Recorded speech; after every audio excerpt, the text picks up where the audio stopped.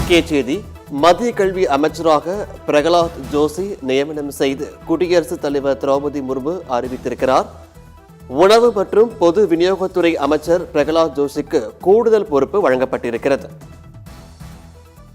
கல்வி அமைச்சராக இருந்த தர்மேந்திர பிரதான் ராஜினாமாவை ஏற்றார் குடியரசுத் தலைவர் திரௌபதி முர்மு. அதனைத் தொடர்ந்து மத்திய கல்வி அமைச்சராக பிரகலாத் ஜோஷிக்கு கூடுதல் பொறுப்பு வழங்கப்பட்டிருக்கிறது.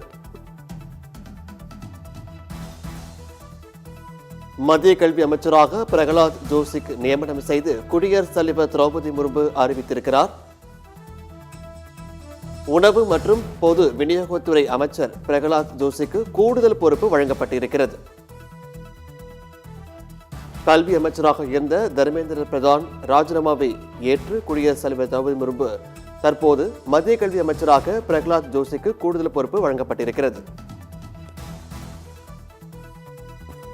மத்திய கல்வி அமைச்சராக பிரகலாத் ஜோஷி நியமனம் செய்து குடியரசுத் தலைவர் திரௌபதி முர்மு அறிவித்திருக்கிறார்.